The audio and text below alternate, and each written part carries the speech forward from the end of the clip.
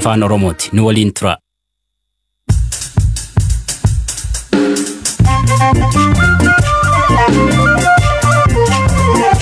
Yooyaa ammallee yooyaa dhaggeeffattoota BBC Afaan Oromoo sagantaan keenya jimaata am jalqaba. Qophiiteen tarraa keessatti qoratuun dhalatuun Itoophiyaa taguugul iraariyamte maan hojjechaa turte.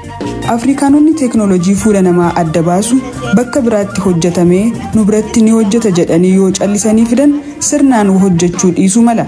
Jitook eegii lolii naannoo Tigraay keessatti eegalee maantu uumame bal'inaan isanitti himna.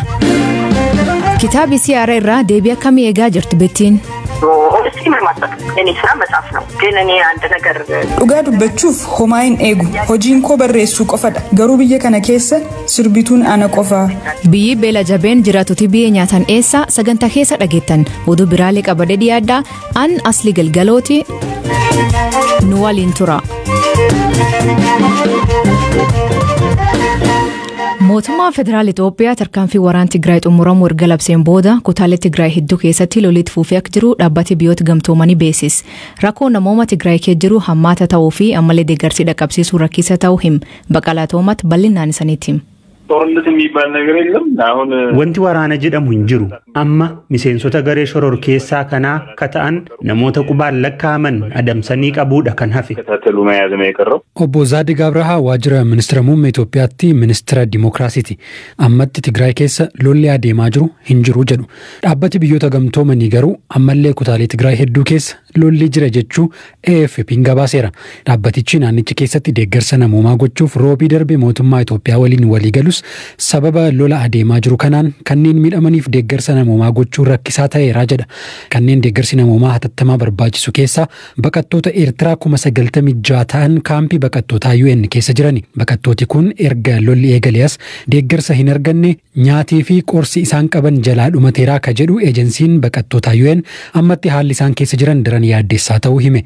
Baqattoonni ajjeefamuu fi kaampii keessaa butamullee gabaasaaleen jiru. Haa ta'u malee kana mirkaneessuun hin danda'amne.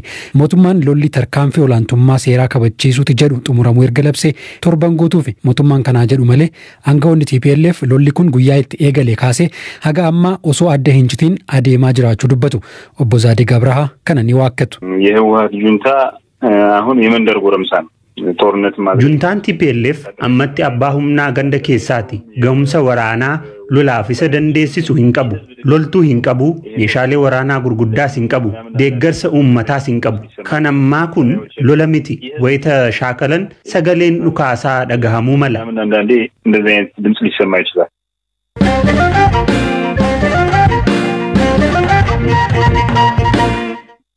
BBC waliin gaafiif deebii kataasisee dubbii himaan TPLF obbo Getaachoo Radaa maqalee kagadhiisaniif qabeenya hin barbadoomneef lubbuu namaa hin baanee jedhe. Ammallee humnooti TPLF dhiyen magaalaa taklolaa jiran him. Mekelle at this point is under the occupation forces of Isaias Afwerki. Maqaleen ammatti to'annoo humnoota Isaayyaas Afwerkii fi Abiyyi Ahmad jala jirti. Haa ta'u malee qarqara magaalattii fi naannawa isii lolli adeemaa jira. Magaalattii keessa muddamatu jira.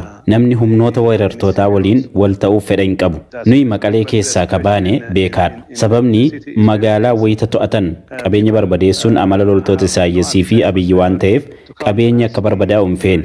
Tigraay gara bara dhagaatti deebisuuf boombiin reebuuf kutannoo waan qabaniif sana akka godhan sababa ta'uu hin feene. Kanaaf magaalattii gadi dhiisnee baane.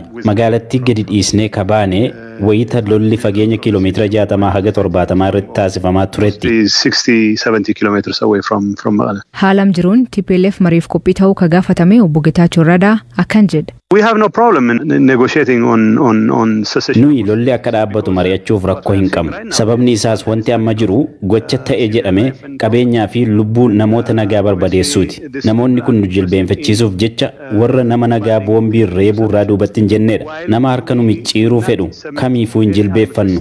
Haa ta'u garuu nagaan akka bu'u ammallee kutannoo qabna. Nuyiif mariin yeroo hunda filannoo ta'e itti fufa. Haa ta'u malee humnoonni keenya akka harka kennatan wanti goonuuf hin jiru. Humnooti keenya keenya mirga ofiin of bulchuu uummata isaaniif lolaa jiru.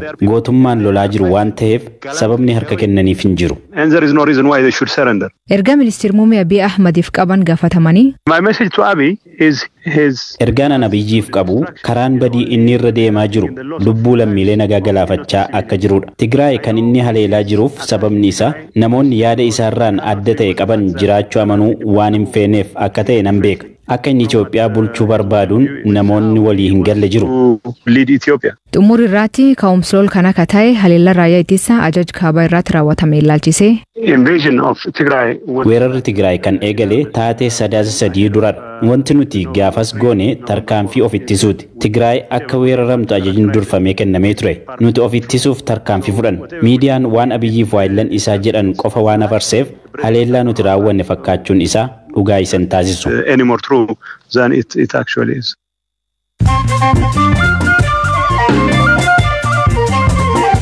Dhaggeeffattootteen amma oduu gaggabaaboo isanii dhiyeessin. Xirunesh Dibaabaa atileetii dubartii jabduu waggoota 75 dabranii jedhee baruun Atleetiks Wiikilii filate. Gam dhiiraa kan filatame lammii Jamaayikaa Usain Bolt. Baruun Atleetiks Wiikilii sagalee dubbistoota isaanii kennaniin jar kan filate. Filannoon tun ayyaana hundeeffama baruu kanaa kan gan 65ffaa sababeeffachuuf. Facaasa koronaavaayirasii hir'isuuf guyyaa 100 jalqaba Oganskiyyaa lammiileen Ameerikaa maaskii keewwachuu qabdii jedhu filannoo pireezidantummaa US kan mo'ate Joe Biden. Akka Joe Biden jedhuutti yoo namni hunduu maaskii keewwate lakkoofsi nam koroonaa argatu gad bu'aa jedhe. US keessatti nammiiliyoon 14,100tti dhukkubicha argate namni 100,000 fi namni 276 lubbuu dhabe. Pireezidantonni duraanii US Barack Obama, George W. Bush fi Bill Clinton hawaasii bu'a qabeessummaa fi nageenyummaa talaallii koronaavaayirasii ofii amanamummaa fudhatuuf talaallii COVID-19 TV gubbaatti fudhatanii uummata agarsiisuuf fedhii ibsan. Ragaan akka agarsiisutti lammiileen US hedduun talaallii fudhachuu fedhii hin qaban. Kib Madagaskaatti beelii jajjabaatee nyaata dhabiisaaf jiraatuuti biyyeef roqa wal keemmattee soorachaa jirtii jedhan. Oola waggaa 3 deemaa jiru kanaan nammiiliyoon 1,500 beeltii harka qabdii jedhan. Bulchaa magaalaa Naayiroobii Maayik Sonko amal fudhatama hin qabneen bulchiis gadhee jedhanii hoogansirra kaafama. Bakka boot kutaa 122 tagumee bulchiis Naayiroobii keessaa 88 akka inni kaafam filatama. Carraan isaa amma harkama murtiitiif seenetaa kee jira. Paarlamaan naannoo Soomaaliyaa Puntland himata seera naannichaa cabsuun miseensonni isaanii 8 mirgi himatama dhabuu irra mulqa. Abbaan alangee Puntland Jeneraal Hussein Mohammed seerbaastonni tun amseer jala oolanii jedhe. Miseensonni garee mirga namooma Masrii 3 kabaatii dabre keessa Kaayiroo keessatti to'annaa jala oolfaman qeequmsi idil addunyaatiin wal qabatee gadhiifaman. Dhaabbanni mirga namooma mootummaa gamtoomanii garuu hidha kanaan doorsisaa jedhe.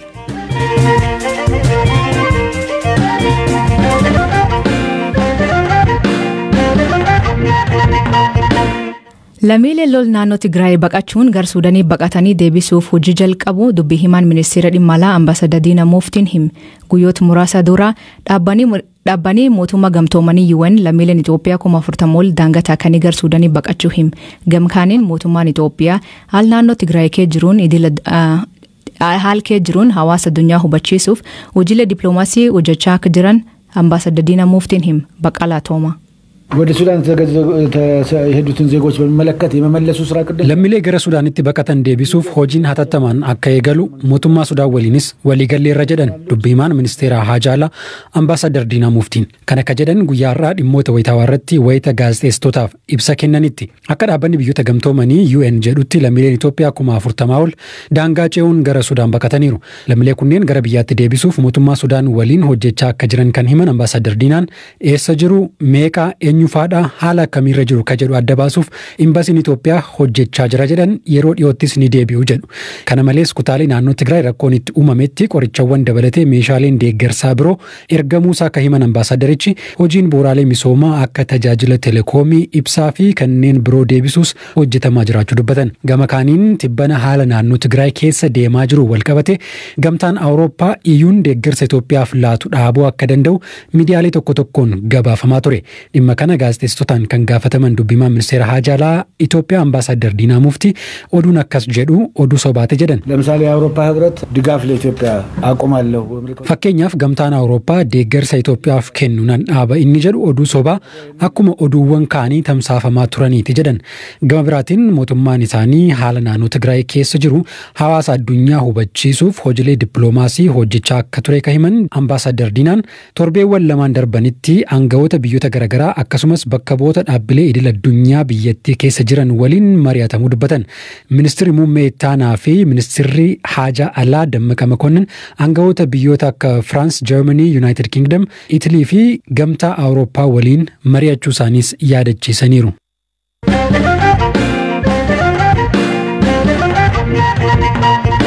Qorattuun hubannoo namtolchee yookiin artificial intelligence dhalatu Itoophiyaa beekamtu taate Timnet Gabruun Google irraa ari'amuu himte. Qorattuun tun sabab gurraattii taateetiif dhibba irra gahuu email kan ibsu hojjettootaaf barreessituu isiitiif ari'amtee Twitter irratti himte.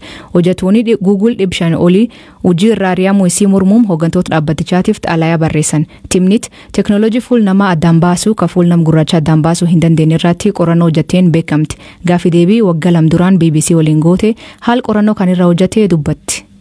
መጀመሪያ እኔ አልነበርኩም የጀመርኩት ይሄንን ጥናት ጓደኛዬ MIT jalqaba qorannoo kana kan eegale ana hin turre hiriyaa koo mana barumsaa MIT barattu Joy jedhamtudha kan eegale isheenis dubartii gurraattiidha yeroo tokko piroojeektii aartii wayii qabdi turte sanirratti teknooloojii fuula namaa adda baasu fayyadamuu barbaadde yoo yaaltu fuula ishee dubbisuu dadhabe teknooloojiin sun fuula nama adii isheen waliin galtuu ni arga fuula kan ishee garuu arguu dide san booda maaskii nama adii fakkaatu fuulatti haguuggatte jennaan fuula ishee dubbise kanarratti qorannoo sirnawaa ta'e haa goonu jenneetu kan eegalle nuyi qorannoo kana kan gooneef gurraachota waan taaneef qorannoon akka kanaa maaliif akka barbaachisu nuuf gala afrikaanonni teknooloojii fuula namaa adda baasu bakka biraatti hojjetamee nu biratti ni hojjeta jedhanii yoo callisanii fidan sirnaan hojjechuu dhiisuu mala wanti akkanaa maaliif teknooloojii siif ta'u ati ofii keen hojjechuu akka barbaachisu natti agarsiisa. ቴክኖሎጂ አንቺ ራስሽ ለምን መስራት እንዳለብሽ የሚያሳየኝ ነገር ነው። እኔ Google amdura waldaa hojjettoota hundeessituuf socho'uu jechuun hojjettoota 4 seera laan hojiirraa ari'amuu jedhanii himatamu. Google balleessa uumaatu hin qabnu jedhan.